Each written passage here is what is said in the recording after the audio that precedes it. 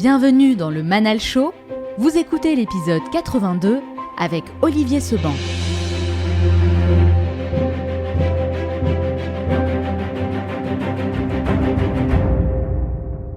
Moi, j'ai toujours eu des succès dans mes boîtes. J'ai déposé le bilan une fois parce que j'avais fait une connerie de gestion, mais la boîte, commercialement, elle fonctionnait. Par exemple, vous savez, vous entendez souvent, la première année, on gagne rien, les 2-3 premières années, on gagne rien. Moi, j'ai tout de suite gagné de l'argent. Tout le temps gagné de l'argent avec mes boîtes. Donc, au niveau du développement, je peux vous donner une idée. C'est la première année, 9 millions, deuxième 26, troisième 45, 65, 100 millions. J'ai jamais eu de problème. En tout cas, ça n'a jamais été un obstacle pour moi. En réalité, l'argent n'est que la matérialisation de votre ingéniosité. Ce n'est qu'un résultat. Ce n'est qu'un résultat et ce n'est qu'une conséquence. Je m'appelle Manal et chaque semaine, je vous emmène avec moi à la rencontre d'une nouvelle personnalité pour découvrir les secrets de sa réussite. Entrepreneur à succès, sportif de haut niveau, speaker international ou encore auteur de best-sellers, les profils de mes invités sont variés et c'est ce qui fait la richesse de ces entretiens. Ils acceptent tous de partager leurs meilleurs enseignements pour développer nos connaissances, adopter le bon état d'esprit et atteindre notre plein potentiel. Le Manal Show, c'est avant tout une école alternative pour continuer à apprendre auprès des meilleurs leaders et experts dans leur domaine. Mon but est de vous apporter des réponses concrètes et des conseils pratiques que vous pouvez appliquer dès aujourd'hui et qui vous aideront à passer au niveau supérieur. Ma mission à travers ce podcast est de vous inspirer à devenir un peu plus chaque jour la meilleure version de vous-même. Dans cet épisode, je vous emmène à la rencontre d'Olivier Seban, qui est l'un des experts français les plus crédibles dans le domaine de l'éducation financière. Millionnaire à seulement 32 ans, il s'est construit un véritable empire grâce à différentes techniques et stratégies qu'il a accepté de partager avec nous. Auteur de plusieurs livres à succès, il a notamment écrit « Tout le monde mérite d'être riche », un best-seller qui s'est vendu à des millions d'exemplaires en France et à travers le monde. Dans cet entretien, nous parlons d'argent de manière totalement décomplexée, sans filtre et sans langue de bois, et c'est une approche totalement assumée qui m'a permis de poser des questions franches et directes, et vous allez voir qu'une vie de millionnaire ne ressemble pas toujours à ce que l'on peut s'imaginer. Vous allez découvrir son parcours en tant qu'entrepreneur et comment il a crashé sa première boîte, les leçons importantes qu'il en a tirées et comment il a su rapidement se relever, pourquoi il est passé de l'entrepreneuriat à l'investissement. Vous verrez qu'il est possible d'investir avec seulement 100 € par mois. Vous découvrirez tout ce que l'argent a apporté de bon et de mauvais dans ses relations personnelles et plein de choses passionnantes sur les secrets de sa réussite. Et n'oubliez pas, certains veulent que ça arrive, d'autres aimeraient que ça arrive et seulement quelques-uns font que ça arrive. Cet épisode dure 50 minutes et pas une de plus, alors soyez attentifs et faites partie de ceux qui font que ça arrive. Passez à l'action.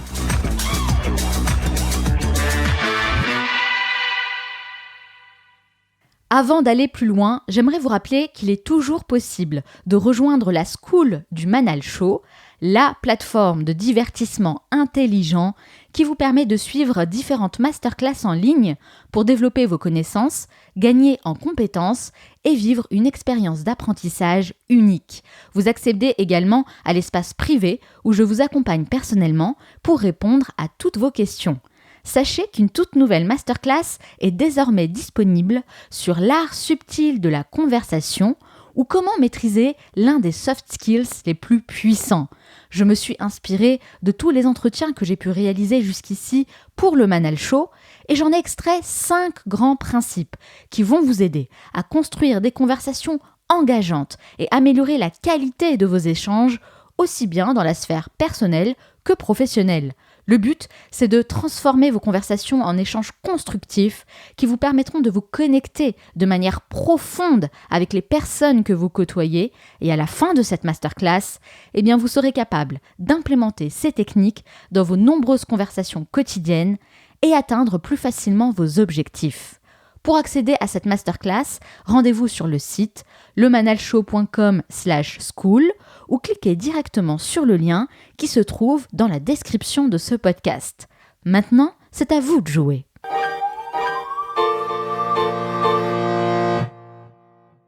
L'argent ne fait pas le bonheur, mais je peux vous assurer que lorsque vous n'en avez pas, il vous pourrit la vie.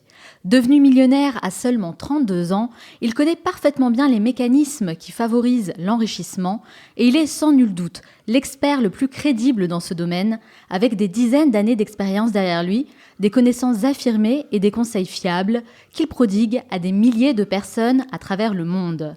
Leader transformationnel, il partage tout ce qu'il a appris ces 20 dernières années sur la réussite, des informations de la plus haute importance pour changer notre rapport à l'argent, nous inspirer à sortir du schéma classique imposé par notre société de consommation et se donner enfin le pouvoir de créer les fondations d'un avenir plus serein. À travers toutes ces expériences, il découvre qu'il existe beaucoup de possibilités pour s'enrichir et que dans la vie, vous n'obtenez jamais ce que vous méritez, seulement ce que vous négociez. Exécutif coach en éducation financière et auteur du best-seller « Tout le monde mérite d'être riche », il est avec moi aujourd'hui pour répondre à mes questions. Olivier Seban, bonjour. Bonjour. Merci d'avoir accepté mon invitation. Merci à vous. Alors pour commencer Olivier, pourquoi vous faites ce que vous faites aujourd'hui? Je vais dire déjà une première chose, c'est qu'il faut bien faire quelque chose de sa vie. Bon alors, c'est un peu réducteur. Je pense, c'est toujours difficile en tout cas de répondre vraiment très honnêtement à cette question. Parce qu'il y a toujours des questions marketing, commercial, on a envie de paraître ou d'être politiquement correct, mais très sincèrement, j'aime bien aider les gens. Ça m'a coûté cher quelquefois. Quand je dis ça m'a coûté cher, parce qu'on n'a pas toujours le retour. Il y a des gens à qui j'ai prêté de l'argent, je l'attends encore. Mais j'aime bien aider les gens, et puis je me suis dit, Olivier, la vie est ta réussite. T'as réussi dans la vie est t'a souri, t'as fait des choses. Si tu pouvais aider d'autres, les aider à prospérer, ça te coûtera rien, ça te fera du bien à ton ego. Et puis, si on peut aider le monde à devenir peut-être un peu meilleur et à rendre les gens un peu plus heureux, même ça peut paraître très prétentieux là aussi comme objectif, pourquoi pas? Surtout, encore une fois, ça nous fait plaisir, et si ça nous fait plaisir, ça nous rend aussi plus heureux. En tout cas, c'est vrai que je suis convaincue qu'il faut un why fort pour commencer quelque chose de grand, quelque chose qui nous dépasse, justement, et mener des grands projets. Oui, mais je pense que du manière générale, les gens ne croient pas assez en eux. Ils peuvent faire beaucoup plus que ce qu'ils croient être capables de faire. Et en fin de compte, ça peut les emmener beaucoup plus loin. Et après, s'éduquer. Je ne parle pas d'argent, puisque c'est vrai, même si mon bouquin Tout le monde mérite d'être riche, c'est sur l'argent, l'éducation financière, mais il n'y a pas que ça dedans. Encore une fois, il y a la notion de développement personnel, c'est qu'est-ce que ça nous permet de faire. Oui. Mais de s'éduquer, et ça c'est le plus important. Les gens ne veulent pas s'éduquer. Oui. Ils sortent de l'école, ils disent c'est bon, j'ai appris, je sais. Non, tu n'as rien appris à l'école. Moi, je suis sorti de l'école, j'ai débarqué dans la vie active. Je dis, mais j'ai appris quoi à l'école? Justement, on va en parler de ça. Juste avant, petit rappel, 23 ans, vous créez votre première entreprise. 32, vous devenez millionnaire. 35 ans, vous prenez votre retraite. Donc on peut dire qu'en l'espace de 10 ans seulement, vous avez complètement changé votre vie. Est-ce que tout ça s'était préparé? Est-ce que ce sont des objectifs que vous êtes fixés à la base et vous avez mis en place une stratégie pour y arriver? Alors, vous voyez, je dois réécrire une nouvelle version de mon bouquin, et la première phrase, c'est « Je n'ai jamais cherché à être riche ». Mon objectif, qui a toujours existé, c'était d'avoir la liberté. Mais la liberté, elle a un prix. Elle a le prix de la sécurité, vous avez besoin de vous loger, et vous avez besoin de vous nourrir. Une fois que vous avez assouvi ces deux besoins fondamentaux, vous pouvez faire ce que vous voulez de votre vie. Donc, ma liberté, ce que je voulais, moi, c'était la liberté. Et on est obligé de bosser quand même. On est obligé de gagner de l'argent pour se payer au moins ses besoins fondamentaux. Mais votre liberté, elle va dépendre du temps que vous allez mettre à gagner pour vous payer, gagner votre argent pour ces besoins fondamentaux. Si vous ne pouvez les gagner que en 10 heures de temps, toutes les personnes qui bossent de 8 heures à 17 heures, ils utilisent toute leur liberté, tout leur temps libre à bosser pour se payer à manger, encore une fois, et payer la sécurité. On n'a pas le temps en fait, de réfléchir à d'autres choses. Ouais. Mais en plus, vous ne pouvez pas réfléchir à d'autres choses. Mais si vous êtes capable de gagner ce dont vous avez besoin pour vivre en seulement une demi-heure, eh bien, si on a bossé 10 heures dans la journée, il vous reste 9h30 pour vivre votre vie, quoi. c'est quand même beaucoup plus cool. C'est ce qu'on appelle la fameuse liberté financière, un mot très marketing, très à la mode sur les réseaux sociaux, sur YouTube, etc. C'est la liberté financière parce qu'il y a une notion de finance pour se payer sa liberté. Mais à la base, c'était vraiment pour gagner votre liberté. Ça, c'était votre objectif premier. Je voulais faire ce que je voulais de ma vie. Je ne voulais pas... Je suis un fainéant dans l'âme, si je peux dire... c'est vrai que ça, vous le répétez souvent dans plusieurs interviews et j'ai du mal à y croire. C'est provocateur, mais c'est réel, c'est vraiment réel. J'étais à un séminaire de management il y a quelques années. On m'a dit comment vous vous définissez. J'ai dit moi je suis un paresseux stratégique, c'est-à-dire que je cherche à faire les choses pour qu'elles me rapportent le plus possible en le moins de temps possible. Pourquoi ? Parce que quand je dis paresseux, c'est par rapport à la notion de travail. Et je préfère développer ma notion de liberté, avoir le maximum de liberté pour vivre, quoi, tout simplement. Les gens qui ne passent que leur temps à bosser, ils oublient d'être heureux la plupart du temps. Ils peuvent pas passer ce temps avec leur famille, avec ceux qu'ils aiment, et donc ils développent moins de notion de bonheur. C'est la formule du bonheur. Je peux vous donner la formule pour gagner de l'argent et la formule du bonheur. Alors, c'est quoi la formule du bonheur ? Je vais commencer par l'argent et je vais finir avec le bonheur. Okay ? Si vous voulez gagner beaucoup d'argent, utilisez tout votre temps à gagner de l'argent. Si vous voulez être heureux, utilisez votre temps, passez-le avec les gens que vous aimez. Il faut trouver l'équilibre. Ouais. Si vous faites que bosser pour gagner de l'argent, vous n'avez pas le temps pour être heureux. Oui. Donc, il faut trouver un juste équilibre. Et comme je l'ai dit tout à l'heure, si vous êtes capable de gagner votre vie et de bien gagner votre vie en une demi-heure ou 1 heure par jour, il vous reste tout le reste du temps pour être heureux. Bon, moi, je cultive, je dirais, plutôt ce concept-là, plutôt qu'essayer de trop bosser. Je veux bien bosser 10 heures, 15 heures par jour, ça m'est arrivé plusieurs fois pendant de longues années, mais je voulais le faire pour moi et je voulais pas le faire pour quelqu'un d'autre parce que c'était aussi ma liberté. En tout cas, on sent bien que cette valeur de liberté est très importante pour vous. Fondamentale, exactement. Mais avant de rentrer dans le vif du sujet et découvrir comment vous êtes devenu millionnaire, j'aimerais d'abord faire un petit flashback de votre enfance pour comprendre votre background et savoir d'où vous venez. À commencer par l'école. Quel genre d'élève vous étiez à l'école ? Est-ce que c'est vrai que vous êtes fait virer à plusieurs reprises, justement ? 3 fois, je me suis fait virer. 3 fois ? 3 fois. Je me suis fait virer en 5e, je me suis fait virer en seconde et je me suis fait virer en terminale.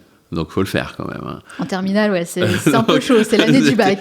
Je me suis pas fait virer physiquement en terminale, mais juste pour la petite histoire, j'aime bien la raconter. Vous savez, quand vous passez le bac, ils vous mettent des appréciations. Je sais plus, à mon époque, moi, il y avait 3 appréciations. C'était doit faire ses preuves à l'examen, bien, et je sais plus. Bon, il y avait 3 mentions, et moi, j'avais la meilleure mention.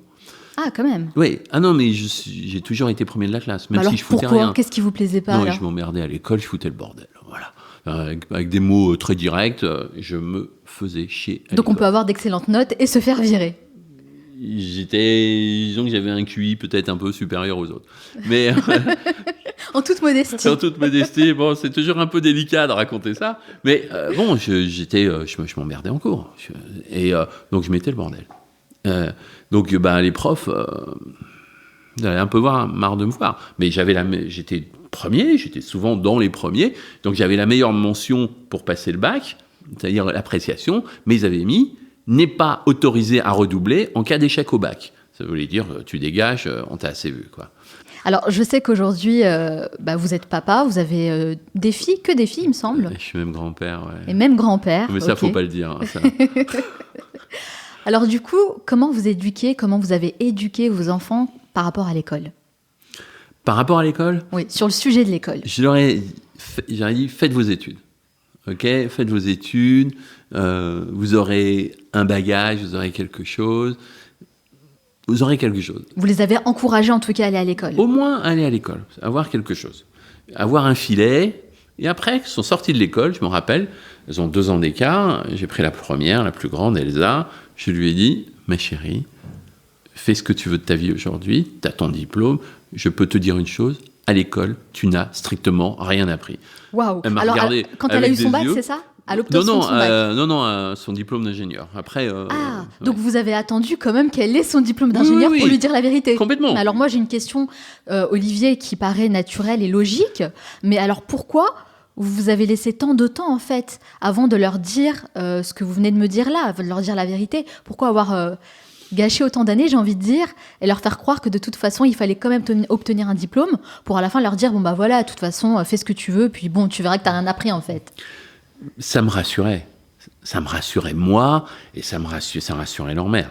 Donc au moins, d'avoir un truc, d'avoir un bagage, d'avoir un diplôme qui leur permettra d'avoir quelque chose. Et après, de dire, ok, tu fais autre chose, éclate-toi, fais ce que tu veux. Bon, elles ont pris 2 chemins différents. Il y en a une qui est rentrée vraiment le truc classique. Elle a un job qui est bien payé, elle gagne bien sa vie.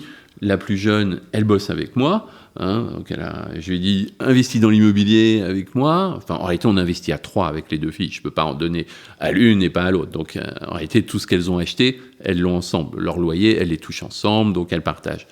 Mais elles ont 2 caractères différents, mais je les aide à prospérer. Vous, lorsque vous étiez jeune, vos parents ne vous donnaient pas d'argent de poche.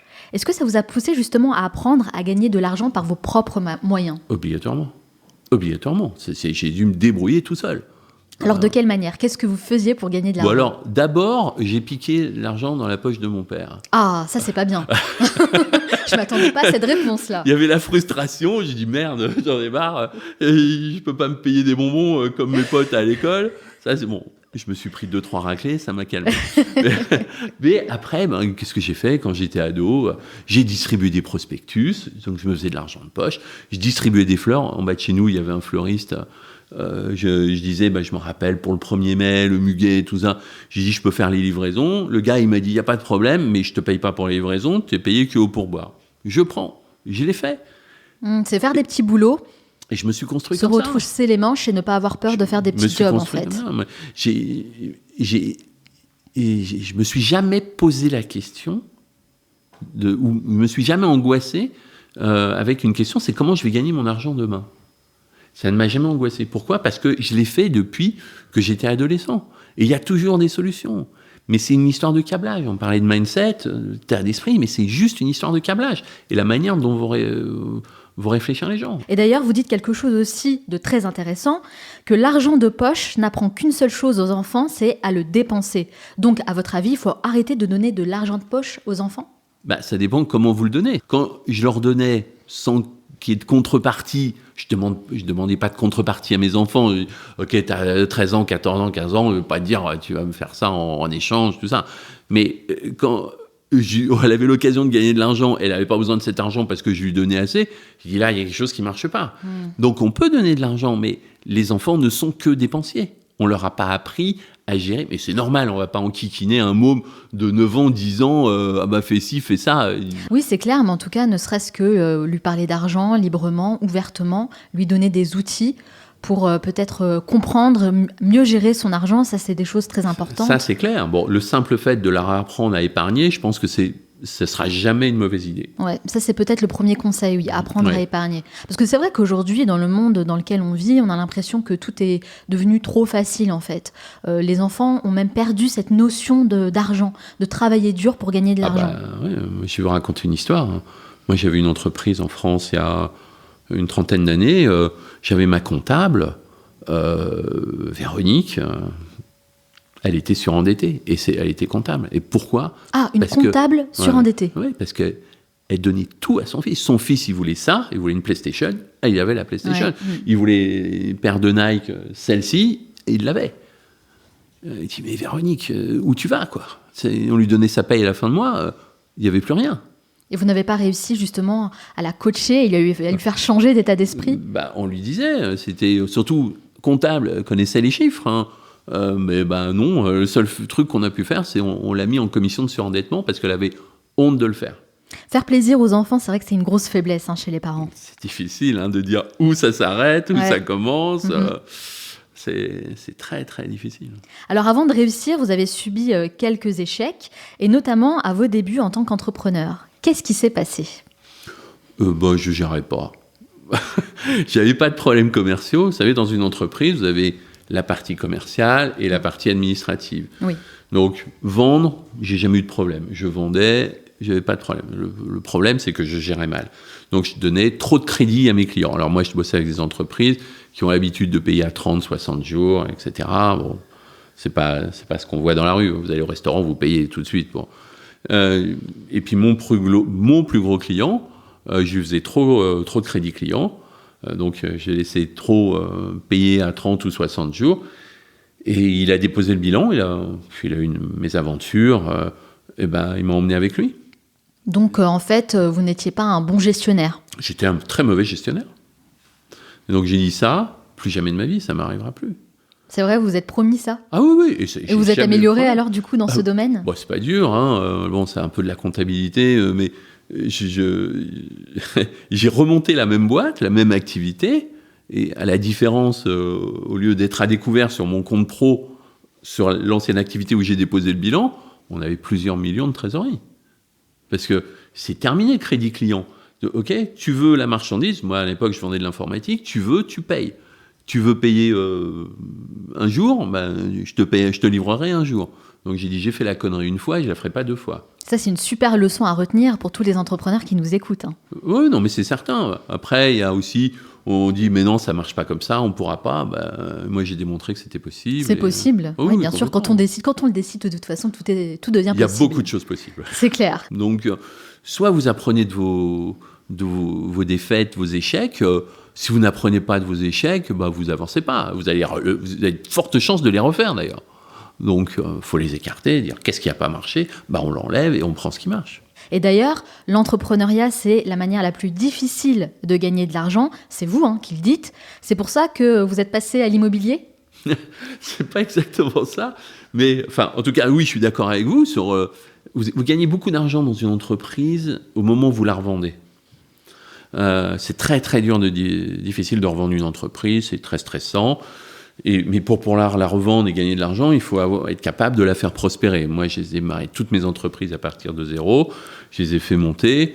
Bon, faut avoir l'inventivité commerciale, marketing, être pas trop mauvais. Et c'est le plus difficile parce que c'est pas donné à tout le monde. En plus, il n'y a pas que l'aspect commercial, marketing. Vous avez l'aspect management, relations humaines. Moi, j'avais une boîte de 30 personnes. Vous gérez de l'humain. Une entreprise, c'est de l'humain. Donc, si les humains que vous avez dans votre boîte, vous bossez avec eux, si vous les traitez mal, ils vont mal bosser. Si vous les traitez trop bien, ils vont être complètement assistés. Moi, ça a été mon gros problème. Hein. Moi, c'est vrai, vous êtes trop gentil? Ah, trop gentil. Mais moi, j'estime que le patron, l'entreprise a aussi une fonction sociale. Elle n'est pas là que pour prendre du fric. Moi, je me rappelle plus de son nom, je vois sa tête, mais un gars, j'aurais jamais dû prendre, dans une société. Je faisais du social, mais le gars, il était vraiment à la rue, on l'a aidé. De toute façon, c'est connu, le facteur humain, c'est le plus difficile à gérer dans une entreprise. C'est dans tout, c'est pas que l'entreprise, c'est dans tout. Je veux dire, toutes les relations humaines. J'ai pas dit que j'étais le king des relations humaines, que j'étais le meilleur. Hein. Moi, j'envoie chier les gens aussi quand ils m'emmerdent. Hein. Peut-être j'ai suffisamment de maturité et de caractère pour le faire, mais c'est du management. Et donc, pour en revenir à l'entreprise, oui, vous devez avoir des qualités de management, des qualités administratives, des qualités marketing, commerciales. C'est dur. Ça fait beaucoup de choses à apprendre. Choses, hein. Puis en plus, ça prend du temps de faire grandir une entreprise. Ça dépend. Moi, j'ai toujours eu des succès dans mes boîtes. J'ai déposé le bilan une fois parce que j'avais fait une connerie de gestion, mais la boîte, commercialement, elle fonctionnait. Mais par exemple, vous savez, vous entendez souvent, oui, la première année, on gagne rien, les 2-3 premières années, on gagne rien. Moi, j'ai tout de suite gagné de l'argent. C'est vrai? Ah oui, j'ai tout le temps gagné de l'argent avec mes boîtes. Donc, au niveau du développement, je peux vous donner une idée, celle de chiffres. La première pas la première, mais la plus grosse, celle que j'ai revendue, où j'ai bien revendu. Première année, c'était des francs. Première année, 9 millions. Deuxième, 26. Troisième, 45. 65, 100 millions. Oui, donc ça va en crescendo. Ça va. Et 100 millions, alors même si c'était des francs, c'était il y a 25 ans, on remet ça en euros. On était, donc, 100 millions, de francs, ça fait 15 millions d'euros. Ça faisait 30 millions d'euros. Mais j'ai jamais eu de problème. En tout cas, ça n'a jamais été un obstacle pour moi. Vous avez toujours réussi, en tout cas, à générer beaucoup d'argent. Mais justement, vous générez combien d'argent aujourd'hui par an? Je ne vous le dirai pas. Mais pour quelle raison? Parce que... Vous avez l'air plutôt à l'aise avec l'argent. Ouais, mais on l'est quelquefois. Je vais vous raconter un truc. J'ai eu la même question sur complément d'enquête avec Thomas Soto, là, il y a 2 ans. Je lui dis, je vous dirai pas. Et il me dit, pourquoi? Mais je lui dis, parce que ça peut choquer les gens. Ça peut choquer les gens. Je veux dire, si vous dites... j'ai pas dit que je gagnais ça, ce que je vais dire. Si vous dites je gagne 1 million d'euros à quelqu'un, et que le gars, il gagne, allez, le SMIC, le mec va se dire quoi ? Mais vous pensez pas que ça fait partie de l'éducation financière, justement, que de choquer, entre guillemets, les gens, de les bousculer un petit peu dans leur retranchement ? Ouais, mais vous pouvez pas les bousculer tous de la même façon. En tout cas, vous voyez, même si j'ai pas de problème pour parler d'argent, dans mes bouquins, dans mes conférences et tout ça, je suis obligé d'avoir une certaine retenue, une certaine mesure. Pourquoi est-ce que vous avez déjà eu des retours, justement, de la part de personnes ? Parce que nous, dans le Manal Show, dans ce podcast en tout cas, on est super à l'aise avec l'argent, on est vraiment décomplexé avec ça. Et j'ai eu énormément d'entrepreneurs qui nous ont clairement donné leur salaire, leur chiffre d'affaires, etc.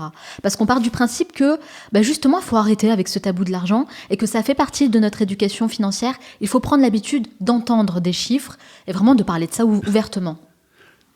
Bon, allez, je vais vous donner... je gagne plus de 500 000 euros par an. Plus de 500 000 euros par an. Impôts payés. Est-ce que c'est un objectif que vous étiez fixé ? C'est un chiffre que vous aviez noté ? Non. Non, c'est venu comme ça. Je voulais ma liberté. En réalité, l'argent n'est que la matérialisation de votre ingéniosité, marketing commercial. Ce n'est qu'un résultat. Ce n'est pas... En tout cas, ce n'est qu'un résultat et ce n'est qu'une conséquence. Donc, si vous voulez gagner plus, vous pourriez ? Vous serez capable ? Aujourd'hui, je pourrais. Oui. Sincèrement, je pourrais. Mais ça n'a jamais été ma volonté. Quand j'ai vendu ma boîte, là, il y a maintenant, ça fait 25 ans, on m'a reproposé des jobs. On m'a proposé des jobs patron dirigeant, extrêmement bien payés.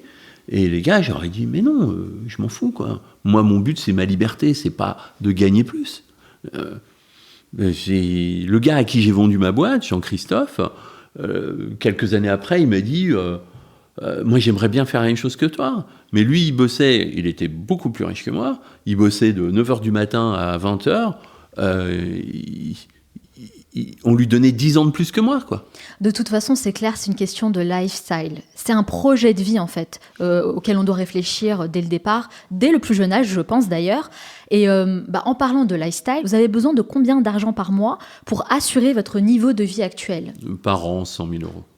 100 000 euros par an. Donc ça fait combien par mois ? Divisé par 12, ça fait 8 000 euros. C'est suffisant pour vous ? J'ai pas un train de vie incroyable. Je roule pas en Lamborghini, je roule pas en Porsche. J'ai une Tesla quand même. Quand même. J'ai pas, je suis pas un claqueur. Vous voyez comment je suis habillé. Le seul truc, c'est une montre qui coûte 10 000 balles. Et encore, je pourrais mettre plus. Je suis pas, mon argent, j'ai envie d'en profiter et je suis pas un démonstratif. J'ai pas besoin de claquer. Vous êtes pas bling bling, quoi. C'est pas votre truc. Rien à cirer, mais alors vraiment rien à cirer. Et le reste, vous en faites quoi alors ? J'en donne beaucoup à mes enfants. Ah, donc vous êtes devenu ce genre de parent qui donne beaucoup d'argent à ses enfants. Je redonne, si je peux les aider. Et puis ça me rassure aussi de dire, ok, encore une fois, la liberté, elle a un coût. Donc, mais je me refuse pas grand-chose. J'étais à Dubaï la semaine dernière, je voyage en business. Je vais au resto, je regarde pas les prix au resto. C'est aussi une forme de liberté. Et ça apporte beaucoup de sérénité. Oui, c'est évident. Je veux dire, vous savez, tout à l'heure, on a parlé des gens qui étaient au SMIC, qui gagnaient pas beaucoup d'argent. Si vous voulez, ils sont en mode survie. Pourquoi ? Parce qu'ils ne pensent qu'à une chose, c'est comment je vais vivre demain, est-ce que j'aurai pas de problème demain ? On a toujours des problèmes dans la vie. Des trucs, des imprévus qui arrivent, etc., etc. Même moi, j'ai des imprévus. Je suis en train de divorcer. C'était pas prévu au programme. Ça va me coûter un peu d'argent. Mais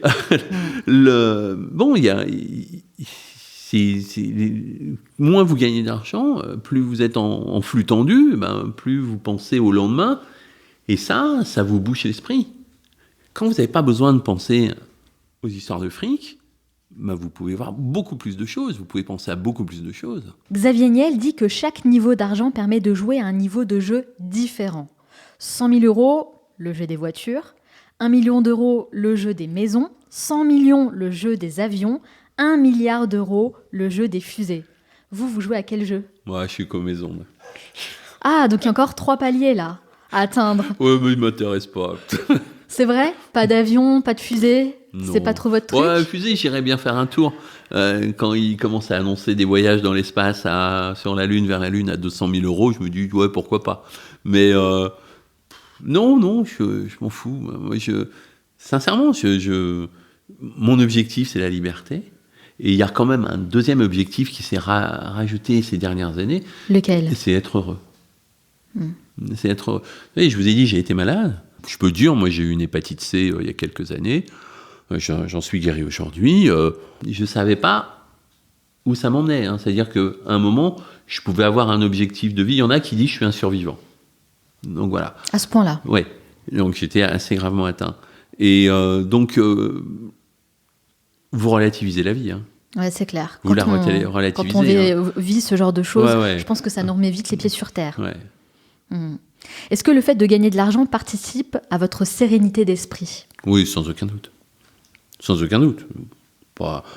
Vous dormez mieux quand vous ne posez pas la question comment je vais payer mon loyer demain. Bon, ça c'est évident. On dit que l'argent ne fait pas le bonheur. Et vous répondez quoi à ces gens-là qui disent que l'argent ne fait pas le bonheur ? C'est vrai, mais il y contribue énormément. Mais ça, c'est bateau comme phrase. Mais je peux vous dire une chose, c'est que le manque d'argent n'a jamais fait le... Enfin, le manque d'argent, il a plutôt tendance à faire le malheur. Mais l'argent n'apporte pas obligatoirement le bonheur. Il y a plein de gens qui se battent sur des héritages. Ah tiens, il y a tant à se partager. Moi, je l'ai vu dans ma famille, directement avec mes frères et sœurs. Ça a révélé quelques traits de caractère pas cool, quoi. On dit en effet que l'argent révèle des traits de caractère ou amplifie en tout cas des traits de personnalité. Ouais, c'est clair. Du coup, c'est aussi un bon filtre pour faire le tri dans son entourage. Oui. Ça, c'est certain. Moi, j'ai écarté beaucoup de gens que je sentais un peu trop intéressés, qui me collaient un peu trop, des personnes envieuses, des gens à qui j'ai prêté de l'argent il n'y a pas longtemps, une personne que j'ai dépannée. J'espère qu'elle écoutera le podcast et même je lui enverrai, qui avait vraiment... Je l'ai sorti d'un gros problème. Impossible de récupérer le fric. J'étais obligé de lui mettre un avocat derrière pour récupérer l'argent, quoi. Ça, c'est le revers de la médaille. Ouais, mais c'est énervant, parce qu'on vous trahit.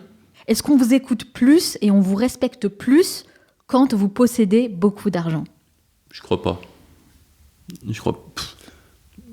C'est pas un vrai respect ou... Il y a un truc, moi...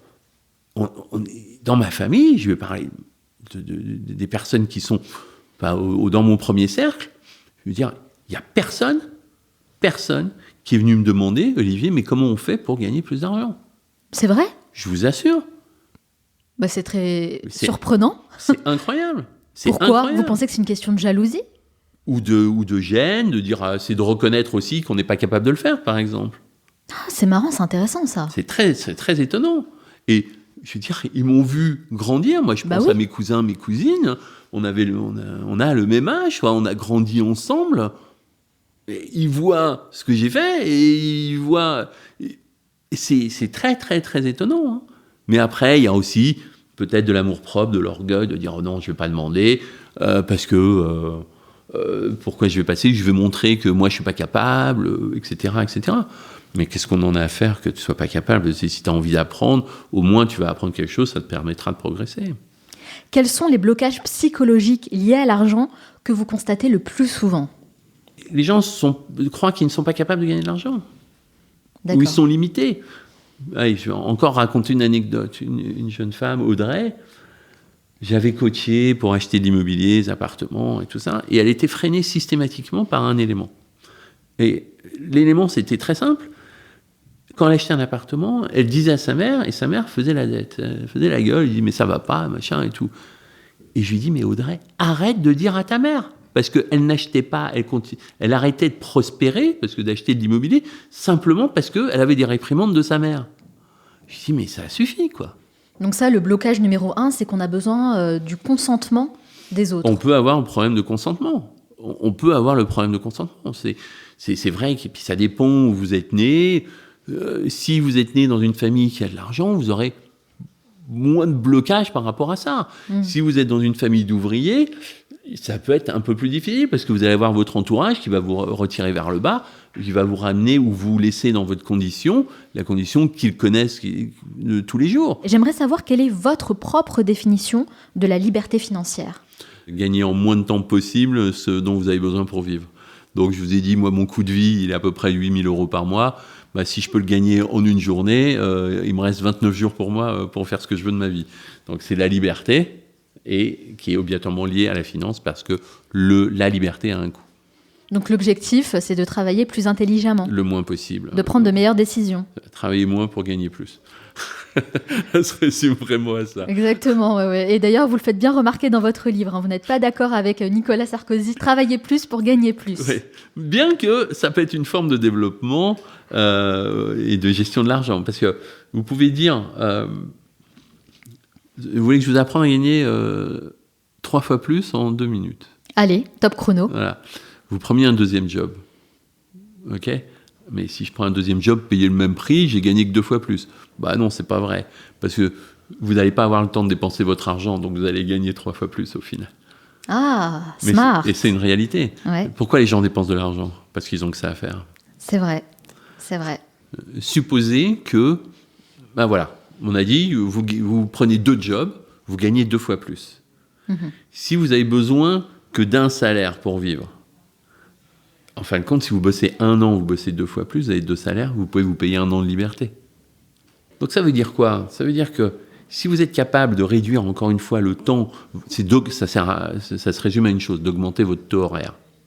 Si vous augmentez votre taux horaire, vous gagnez 300 € de l'heure, alors que vous avez besoin que de 30 € de l'heure pour vivre, ça veut dire que vous libérez 9 heures derrière. C'est une façon mathématique de mettre les choses en perspective et d'expliquer qu'est-ce que c'est et comment on fait. Donc oui, de faire de l'investissement en temps pour soi-même, d'utiliser son temps pour travailler plus et gagner plus d'argent, et c'est de se libérer du temps après. Vous allez faire des investissements. Là, je parlais vraiment de gagner de l'argent avec un boulot, mais si vous le faites sous forme d'investissement, l'argent, ok, vous allez bosser, vous allez acheter un appartement, vous faites un crédit pour ça, vous en prenez pour 20 ans. Mais si vous remettez de votre poche tous les mois, vous remboursez votre crédit en 5 ans, vous avez économisé 15 ans. Et pendant les 15 ans, tout l'argent que vous n'avez pas mis que vous ne mettrez pas dans le crédit, il est pour vous et vous pouvez vous en servir pour vivre. Donc vous récupérez la liberté. J'espère que je me fais bien comprendre. Ouais, je comprends bien, ouais, c'est clair, mais j'ai l'impression que la majorité des gens, en fait, ont beaucoup plus de mal à justement gérer leur argent, à faire en sorte de ne pas le dépenser, parce qu'on dépense plus facilement, plus naturellement. C'est une histoire de volonté. C'est une histoire de volonté. Une jeune femme que j'avais coachée il y a une dizaine d'années, il gagnait avec son mari 3 000 € par mois. Il mettait 1 500 € de côté par mois. La moitié. Qu'est-ce qu'ils ont fait ? Ils ont construit une épargne et ils ont pu se payer un appartement. Alors elle m'a dit, il n'y a plus de boîte, il n'y a plus rien, machin et tout. Ils ont fait un effort, ils ont épargné au maximum et ils ont pu se payer leur appartement. Et ils l'ont fait avec un minimum de crédit, donc sans se retrouver avec une charge après. Mais du coup, ça demande quand même pas mal de sacrifices. Parce que se dire, ok, on a 3 000 € par mois, mais on prend la décision de ne vivre qu'avec 1 500 €, c'est qu'il y a plein de choses en fait qu'on ne fait pas, qu'on ne fera plus. C'est évident. Non, que vous ne faites pas pendant un certain temps, pendant votre temps d'effort. Après, rien ne vous empêche de recommencer. Donc c'est ça, avoir une vision à long terme. Mais oui, mais les gens ne veulent pas faire d'efforts. Il y en a très peu. Alors, non, je suis méchant. Il y en a très peu qui veulent faire des efforts. Oui, il y en a, mais il y en a très peu. Il y en a très peu. Et c'est eux qui font la différence, en fait. Et c'est eux qui réussiront. Il n'y a pas de secret. L'argent, il ne tombe pas comme ça.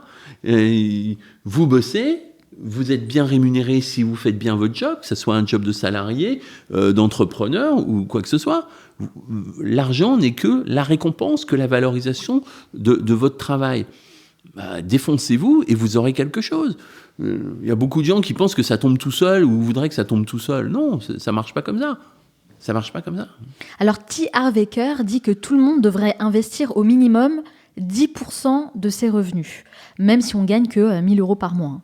Dans quoi peut-on investir avec 100 € par mois ? 100 € par mois, il y a beaucoup de choses qu'on peut faire. Parce que déjà, si vous êtes capable d'épargner 100 € par mois, d'épargner tout court, vous montrez à votre banquier que vous êtes capable d'épargner et que vous savez gérer votre argent. À partir de là, il vous prêtera de l'argent. Donc ça, déjà, c'est un bon point. Après, vous pouvez acheter, si vous voulez vraiment investir cet argent directement, vous pouvez acheter des actions en bourse, vous pouvez en acheter pour 100 euros. Il n'y a pas n'importe comment, il n'y a pas 50 manières de placer son argent. Hein. Aujourd'hui, c'est soit de l'immobilier, soit de la bourse. Hein. Donc, Est-ce que vous connaissez Drivey ? Oui. C'est pour tout ce qui est location de voitures entre particuliers. Alors, certains ont monté des vrais petits empires, en fait, en achetant des véhicules et en les mettant en location partout en France. Pour ceux qui n'ont pas les moyens d'investir dans l'immobilier, est-ce que ça peut être une bonne solution, une bonne alternative ? Ouais, Drivey, je connais, mais j'ai un ami qui fait ça. Il a commencé avec sa voiture. Il a vu que ça fonctionnait, il a gagné de l'argent, il a compris comment ça fonctionnait, il a appris. Il a acheté une voiture d'occasion, je ne sais plus combien, 2, 3, 5 000 euros, je n'en sais rien du tout. Il l'a exploité comme ça, et il a peut-être une dizaine de voitures aujourd'hui. Voilà, il a grandi, il a appris, il a entrepris, et là, il n'y avait pas énormément de risques, puisqu'on parlait de la notion de risque à entreprendre. Il a pris sa voiture au début, il l'a mise en location, le risque, il était vraiment limité, hein. Toujours une notion de risque, oui, le gars, il va me péter ma voiture, ou j'en sais rien. Oui. Mais on va toujours trouver quelque chose. On va toujours chercher à se faire peur. L'esprit humain, le cerveau, il est là pour pour ériger des défenses. Oui. Et donc pour nous protéger. Et il n'est pas câblé de manière à être prospectif, à essayer de trouver des solutions pour nous faire prospérer. Ouais, ça demande un réel effort, en fait, de voir les choses du bon côté. Ouais, c'est vrai. En fait, je me rends compte que finalement, quand on est dans cette démarche d'apprentissage, quand on a envie de s'enrichir aussi, on peut trouver des solutions. Encore une fois, ce n'est qu'une histoire de mindset, d'état d'esprit. Ouais, j'en suis convaincue. Voilà. On a tous un cerveau. Si vous posez une question à votre cerveau, il va vous répondre. Question très simple. Vous demandez à votre cerveau, monsieur le cerveau, dis-moi comment on fait pour gagner 10 euros. Il va vous renvoyer des solutions. Il va vous dire, on peut faire ci, on peut faire ça. Là. Ok, monsieur le cerveau, dis-moi comment on fait pour gagner 1000 euros. Il va vous donner des solutions. Il y en aura probablement moins que pour gagner 100 euros ou 10 euros. Mais il va vous donner des solutions. Demandez-lui comment on fait pour gagner 300 000 euros. Il va vous le dire. Vous achetez un appartement qui coûte 100 000 euros, vous le remboursez le plus rapidement possible et vous avez gagné 100 000 euros. Vous le faites 3 fois, vous avez 300 000 euros.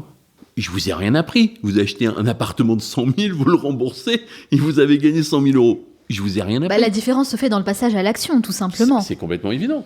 Mais je vous ai strictement rien appris. Mais la différence, c'est entre ceux qui font et ceux qui ne font pas.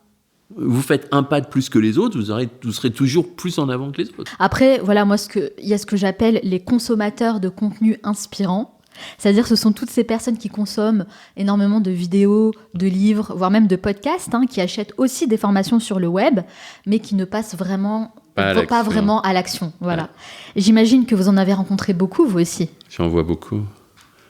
On en voit énormément. Il y a beaucoup de gens qui s'achètent du rêve. En termes de pourcentage, est-ce que vous saurez nous dire combien de personnes s'inscrivent à vos séminaires et vos formations et combien arrivent justement à s'enrichir et à suivre vos conseils ? C'est très difficile à répondre. Je ne peux pas vous donner de pourcentage. J'ai 3 catégories. Il y a ceux qui cherchent du rêve, du fantasme. Ah ouais, on peut le faire, mais qui ont toujours la trouille au moment où il faut appuyer sur le bouton. Il y a ceux qui cherchent de la confirmation. Alors, qu'est-ce que c'est de la confirmation ? Ils ont certaines connaissances, mais vous savez, quand vous trouvez quelque chose par vous-même, vous dites, mais est-ce que ça marche vraiment ? Vous savez, et puis si vous n'avez personne pour vous le confirmer, vous avez besoin d'avoir une confirmation. Une sorte de validation. Oui, d'une validation pour avancer. Donc, c'est à ce genre de personnes. Et le 3e groupe, qui passent vraiment à l'action, qui utilisent les informations et qui vont les utiliser et qui vont prospérer. Le problème, c'est qu'il y a des gens qui veulent bien le dire, et il y en a, non, j'ai pris ce que je voulais, et puis qui ne vont pas raconter leur vie, parce que moi, je leur dis, quand ils reviennent vers moi, je dis, oui, on peut faire une interview sur YouTube, etc. Ils reviennent pas tous vers moi. Et puis, il y a aussi ceux qui ont des échecs. Mais alors, les échecs, ils veulent jamais en parler. Ils veulent bien en parler en catimini, mais ils veulent jamais le mettre sur une vidéo. Alors l'échec, c'est encore un sujet tabou. Hein. Oui, mais surtout, alors que ça pourrait... J'ai dit, mais ça pourrait aider les gens. Mais oui, mais je vais passer pour le loser de service. Mais justement, il faut que je vous dise quelque chose, Olivier, parce que pour préparer cet entretien, j'ai dû regarder pas mal de vidéos sur les sujets qui vous concernent, hein, l'immobilier, la finance, etc. Et du coup, maintenant, à chaque fois que je lance une vidéo sur YouTube, eh bien, je dois subir ces fameuses vidéos promotionnelles de pseudo-experts qui se filment dans une villa louée sur Airbnb, haut comme 3 pommes, hein, sur un yacht, à Miami, et qui me promettent de gagner des centaines de milliers d'euros en automatique, hein, attention, sans bouger de mon canapé en plus. Est-ce que vous voyez un peu de qui je veux parler ? Bah oui, c'est pas difficile. Vous en pensez quoi, vous, de ces gens-là ? Qu'est-ce que je vous dis ? Le problème d'Internet, il suffit de dire « je suis pour devenir ». C'est quand même problématique. Pour rester dans le truc de l'immobilier, quand vous voyez des mômes, je dis des mômes parce que j'ai quand même, je suis un peu avancé en âge, enfin je crois pas être trop vieux encore, mais qui ont 25 ans, qui vous disent j'ai acheté 1 million d'immobilier, alors on peut se demander jusqu'où c'est vrai, ça c'est la première chose, mais souvent, à supposer, allez, prenons une somme un peu moins importante, mettons 300 000 euros, il a 25 ans, 28 ans, j'en sais rien, ah ouais, j'ai acheté 500 000 euros d'immobilier, mais il vous dit jamais combien ils ont emprunté à la banque. Généralement, ils ont emprunté 500 000 euros. Donc, ça veut dire que leur actif, il est égal à 0. 500 000 d'actifs, 500 000 de passifs, bilan 0. Le problème, c'est que le mec que vous avez en face de vous, aujourd'hui, c'est très difficile de savoir s'il vous raconte des conneries ou pas.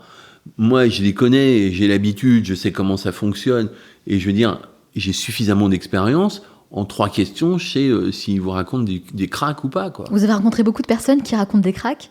Allez, 80%, ils racontent n'importe quoi. Waouh, c'est beaucoup 80. Mais oui, mais c'est les mecs qui veulent gagner du fric, et le problème, c'est qu'ils sont prêts à raconter n'importe quoi pour gagner du fric.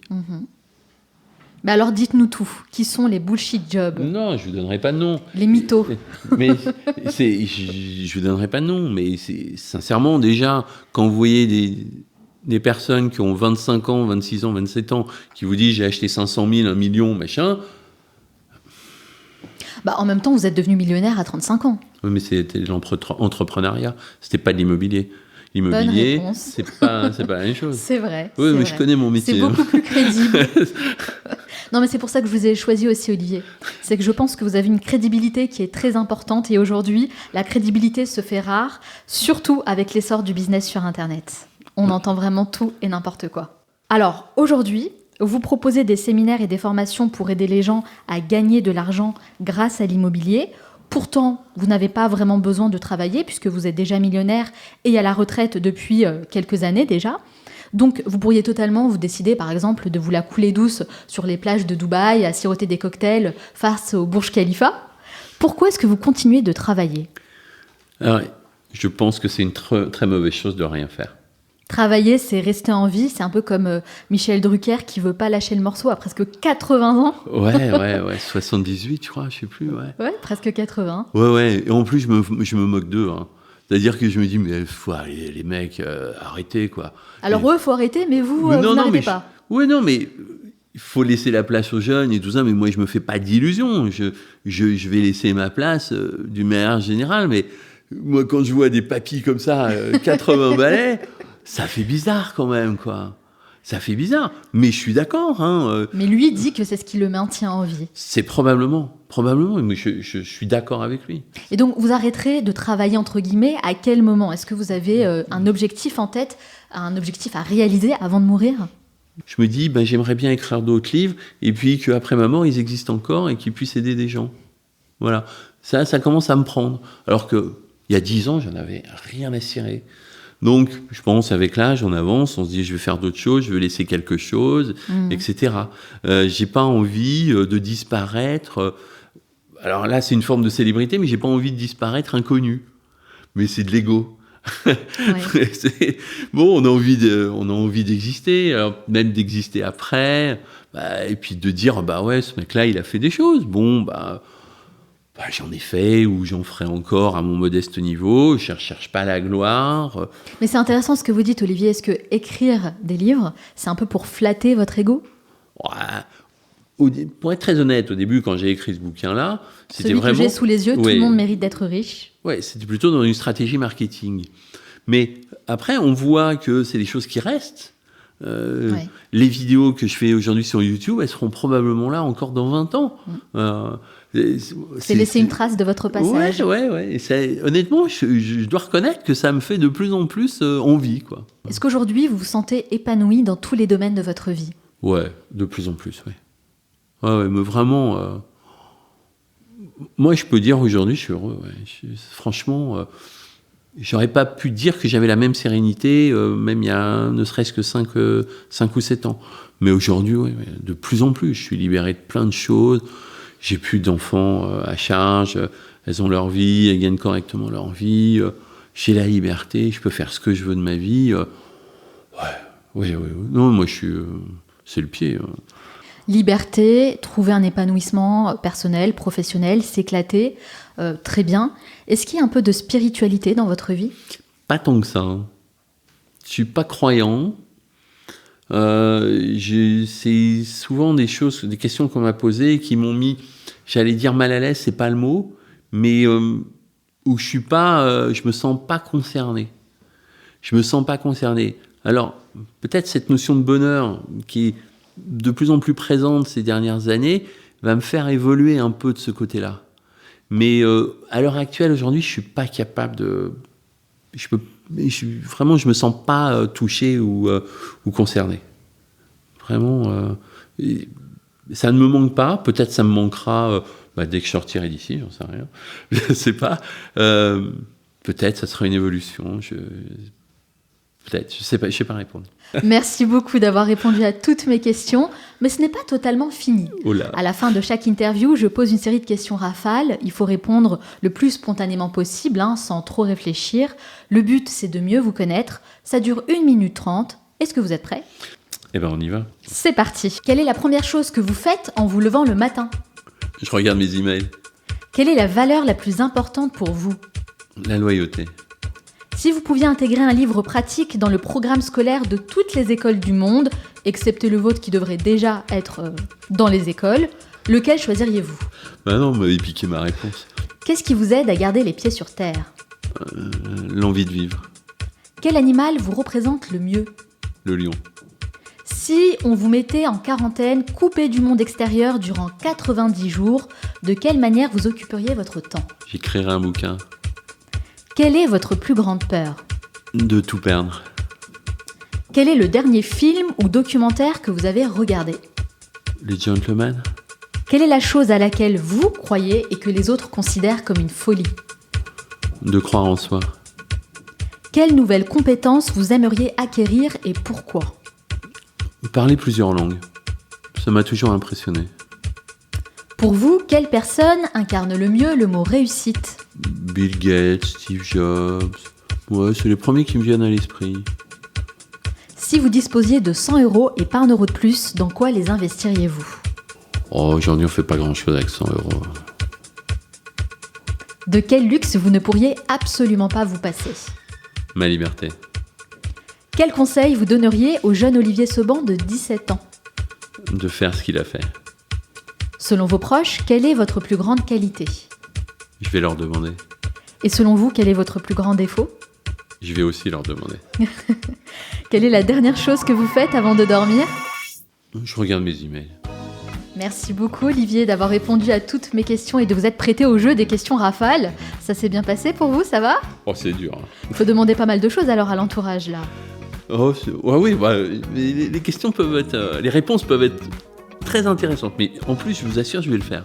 Très bien, d'accord. Écoutez, on se redonne rendez-vous alors pour avoir les réponses. Si demain vous perdiez tout, absolument tout, il vous faudrait combien de temps pour redevenir millionnaire ? 3 ans. 3 ans seulement ? Quand vous savez comment il faut faire, c'est facile. Vous n'avez plus la courbe d'apprentissage, vous n'avez pas besoin d'avoir de doutes, vous savez comment ça marche, c'est pas difficile. Merci Olivier. Si on Merci. veut en savoir davantage sur vous, sur ce que vous faites, sur vos séminaires, où peut-on vous retrouver ? olivierseban.com, tout simplement. Vous vous inscrivez sur mon site. Vous pourrez télécharger la première version de mon bouquin. Vous allez sur ma chaîne YouTube. Vous verrez plein de choses. Et bien sûr, je recommande évidemment votre livre « Tout le monde mérite d'être riche » que j'ai pris beaucoup de plaisir à lire personnellement. Je trouve que c'est un livre vraiment facile à lire et très accessible qui parle au plus grand nombre. Donc déjà, merci pour ça. Et bien sûr, je mets toutes les références sur le site lemanalshow.com. Merci encore Olivier Seban, je vous souhaite beaucoup de succès dans tous vos futurs projets. Merci.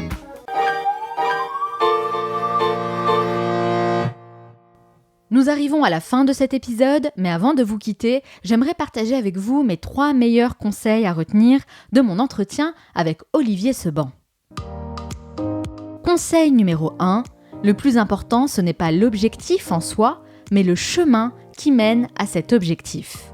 J'ai posé une question importante à Olivier Seban qui est « Si vous êtes amené à tout perdre demain, combien de temps vous faudrait-il pour tout reconstruire ?» Il n'a pas longtemps hésité avant de me répondre 3 ans avec certitude. Et la raison est simple, il connaît la stratégie à mettre en place pour obtenir de vrais résultats. Ça m'a fait prendre conscience qu'on est bien trop souvent focalisé sur l'objectif en lui-même, alors qu'on devrait mettre autant d'énergie à assimiler le cheminement qui va avec.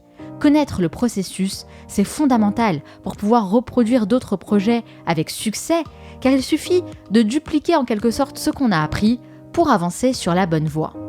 Conseil numéro 2, construisez votre plan financier et ce, quel que soit le montant de vos revenus. Vos pensées et vos croyances conditionnent vos actions, mais l'action en elle-même est un excellent moyen de changer votre état d'esprit. Les 2 mécanismes sont complémentaires et on sait que la meilleure façon d'atteindre un objectif, c'est d'avoir un plan bien défini. Mais combien sommes-nous à avoir réellement réfléchi à un plan financier ? Le simple fait de gérer son argent différemment peut vous aider à maîtriser davantage ce que vous dépensez et ce que vous gagnez. J'insiste vraiment là-dessus, car on entend souvent parler de croyances limitantes en développement personnel, mais je préfère davantage me focaliser sur les actions à mettre en place, sur le côté concret et pragmatique pour se détacher émotionnellement et repenser son rapport à l'argent. Donc à votre tour, construisez votre plan financier, car c'est l'un des plus grands principes appliqués par Olivier Seban qui lui a permis d'atteindre tous ses objectifs. Conseil numéro 3, apprenez à investir une partie de votre argent. L'investissement, c'est l'un des piliers indispensables pour mettre en place les mécanismes qui permettront à votre argent de fructifier. Et c'est bien souvent le maillon manquant de la chaîne qui pourrait changer votre degré de réussite financière de manière permanente. Olivier Seban explique que lorsqu'il s'agit d'investir, il faut placer son argent dans des actifs qui vont générer d'autres actifs et des revenus importants. Par exemple, investir dans l'immobilier, la bourse ou encore des startups. Il existe en réalité plusieurs façons d'investir son argent, mais le mieux c'est toujours de se former un minimum pour comprendre les bases du secteur qui vous intéresse. Ceci dit, pour y arriver, vous devrez sûrement modifier certaines habitudes de dépenses, adopter de nouveaux comportements et vous mettre dans le bon état d'esprit. Il faut notamment accepter le fait de perdre de l'argent. C'est un risque qui reste présent dans tout ce que vous faites. Mais investir et accepter de perdre de l'argent, ce sont vraiment 2 modèles mentaux d'un esprit millionnaire. Et enfin, j'aimerais finir avec un dernier conseil. On passe sa vie à essayer de gagner de l'argent pour se créer un mode de vie stable et agréable. Alors j'estime qu'il est important de recevoir une éducation financière. Et j'irai même encore plus loin en disant qu'il faudrait commencer à introduire des cours d'éducation financière dans tous les programmes scolaires. Tout ce que vous allez apprendre en matière d'argent sont des enseignements qui détermineront votre conditionnement et qui vous dicteront votre conduite pour le reste de votre vie. J'espère que cet épisode vous a plu et que vous avez apprécié écouter une conversation constructive où l'on parle d'argent en toute simplicité. Comme le dit si bien Olivier Seban, s'enrichir n'a rien de mauvais en soi, c'est l'utilisation que vous ferez de votre richesse qui est importante. En fonction de vos décisions, vous pourrez aider les autres, améliorer votre avenir et favoriser celui de vos enfants. On dit souvent que l'argent ne fait pas le bonheur, mais une chose est sûre, il permet d'acquérir une certaine forme de sérénité. Si vous souhaitez aller encore plus loin, rejoignez dès maintenant le club privé pour recevoir des contenus inédits que je réalise chaque semaine pour les membres de ce groupe. Et pour ça, une seule chose à faire, vous abonner sur le site lemanalshow.com. En vous inscrivant, vous recevrez mes emails privés dans lesquels je partage mes expériences personnelles, les coulisses du podcast, les masterclass pour approfondir vos connaissances dans différents domaines ou encore tous les événements privés destinés aux membres du club. Donc si ce n'est pas déjà fait, vous pouvez toujours rejoindre notre cercle privé en me laissant votre meilleure adresse mail sur le site lemanalshow.com. Nous, on se retrouve très bientôt pour un nouvel épisode. Ciao!